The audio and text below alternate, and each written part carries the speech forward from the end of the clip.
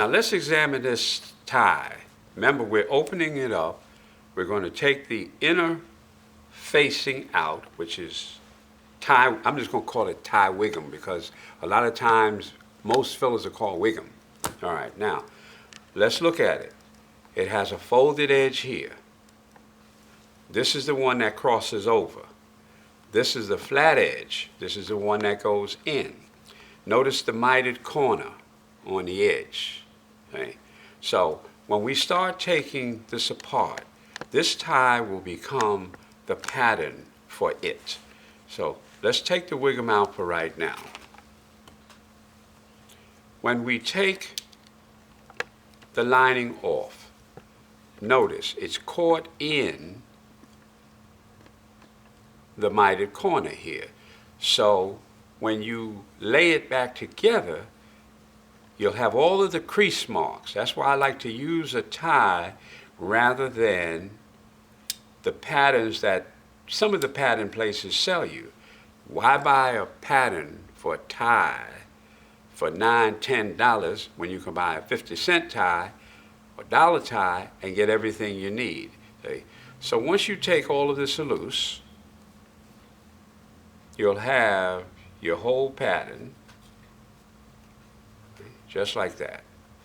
You'll have all the crease marks where this one is sat in. You mark it with your chalk if you have to. And the easiest thing to do is to try and start with a dark tie, because then if you need to put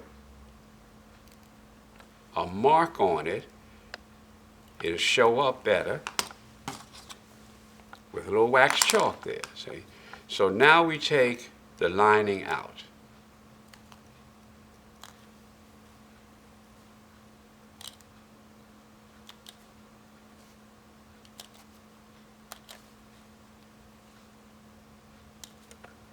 Now, why I say this is the easiest way to do it, you'll see in a minute. Once I take this lining out,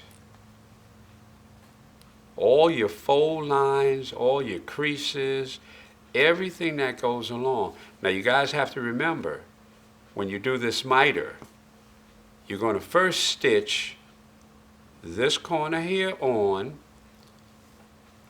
and this corner here on, and then the fold for the miter is right in place. You mark that on your pattern. Then you mark it on your fabric, okay?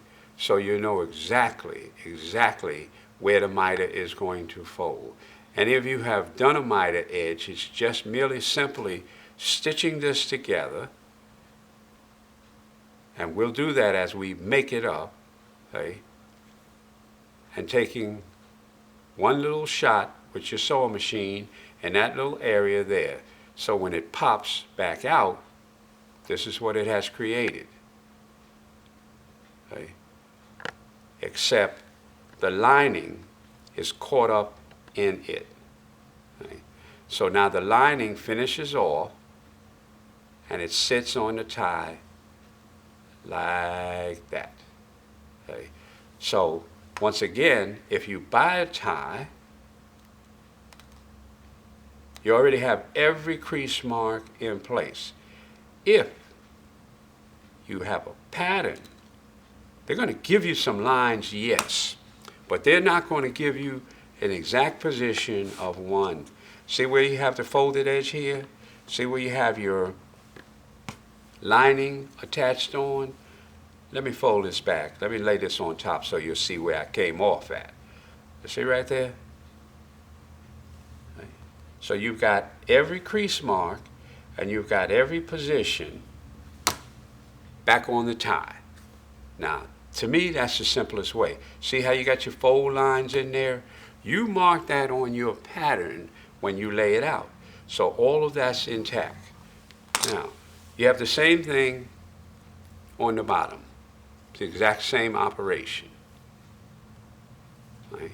You got all your fold marks, you have all your crease marks right there. Now, most of the time, the tie, understand now, It's made in sections. It's cut on a bias. It's made in sections. Sometimes it's made in 2 sections. Sometimes it's made in 3 sections. And the reason is, see this section here and the section there. So this is 1, 2, 3 sections. Now, reason is, when you buy material to make a tie, you buy a yard of fabric, you could usually get 4 ties. Now, straight in the middle, the tie is set on the fabric, and I'm going to lay it on there and show you in a minute. But the tie is laid out on the fabric, which is like that, on a diagonal. Now, usually the dead center of the material is where you can get the tie in 2 sections, because it'll be long enough on a diagonal. So you'll cut one section out, and then you'll cut the other section out. As a tie gets cut out more and more, if you want to make 4 ties, usually a yard of fabric will make 4 ties. Sometimes you'll have to add this extra section.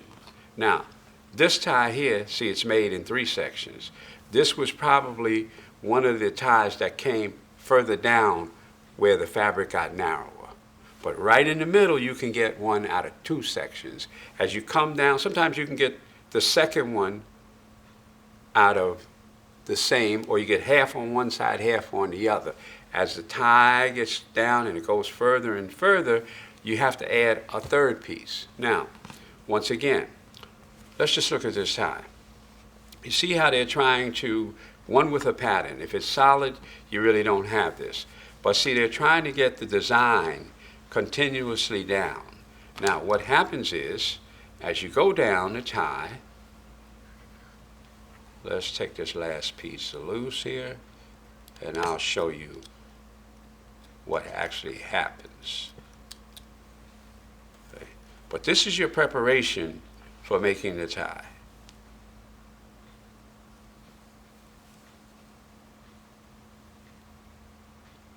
Now, these corners are cut on a diagonal for a reason. And the reason why the tie is cut on the bias for a reason. The tie has to go around whoever's wearing its neck, and it has to have a little stretch to it. And as you guys know, on the bias is the softest part of the fabric. Okay. Now, once again, this is why I like to use an old tie as a pattern, because what happens is every crease mark, see, is already on there. Where it folds, when you lay it out, you've got your fold line, you've got all your fold lines. This diagonal here tells you that it must match up, right, with that piece right there. Right? A lot of times, people get in a hurry and they turn it the opposite way. Well, it doesn't work that way. And then they clip the edges off. It's creased for you, see. So if you see the benefit of buying an old tie, or whoever you're making the tie for, if they have an old tie that they don't wear, use it, see.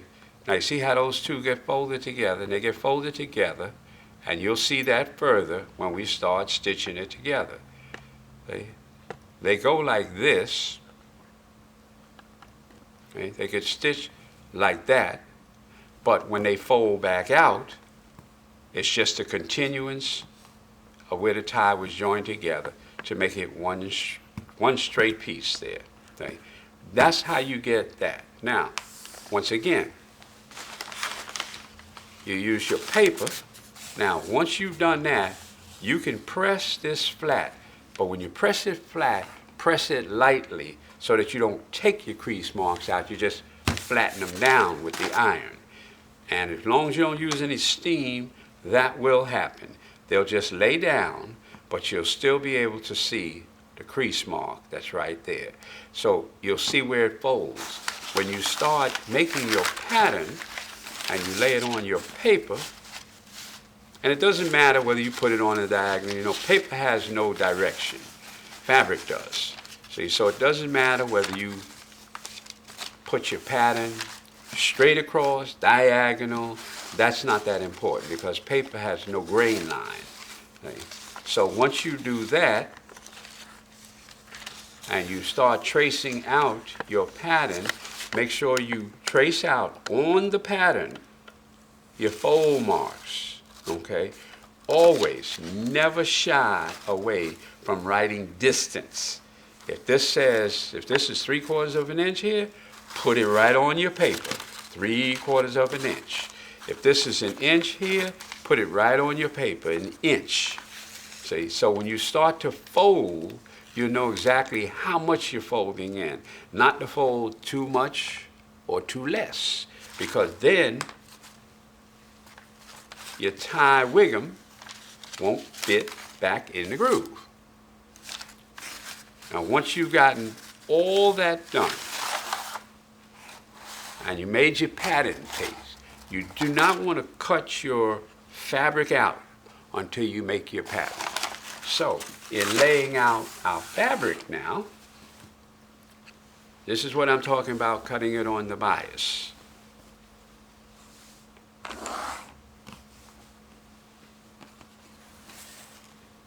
This is your straight grain. So when you lay your tie on it, you're going to lay it on the bias, which is now across. So it lays this way. And that's what I said about how many ties can you get out of it. Okay? So you're going to lay it this way. You don't want to lay it this way. It has no stretch. You lay it this way on the bias, see, it stretches. See that stretch in there? That's what you want on the tie.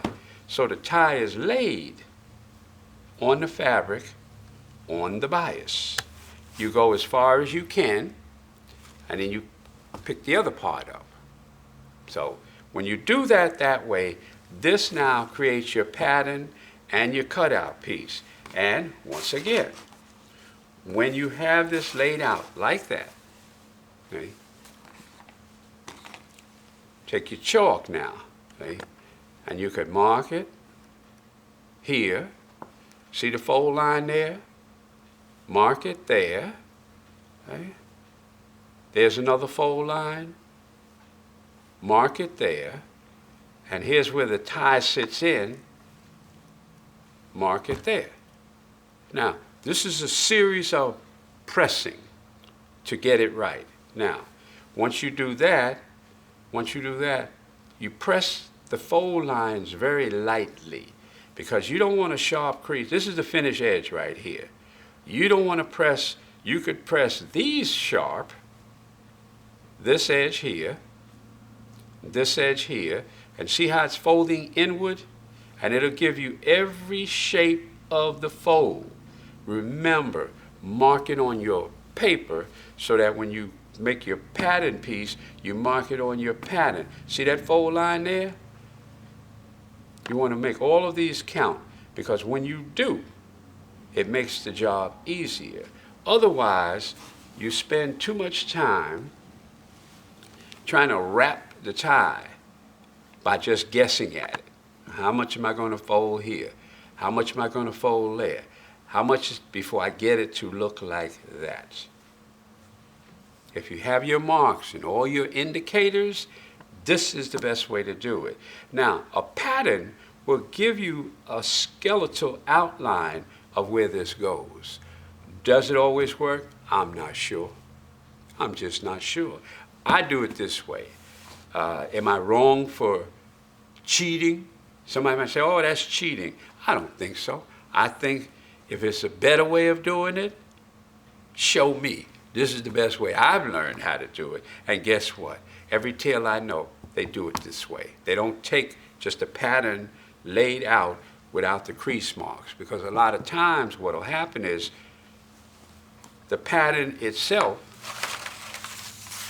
will be marked out with just the shape of the pattern. It has no fold lines on it. Or it might have one or two. but that way you don't know which end you want to fold so that it wraps around your tie. See? Now, with that said, we've showed you the supplies that we needed. We've showed you how we deconstruct the tie, that's taking it apart. We've showed you the fabric prep tips, okay? We also showed you how to create the pattern. Now with that, we're going to look at working with cotton. This is a cotton base, or working with a satin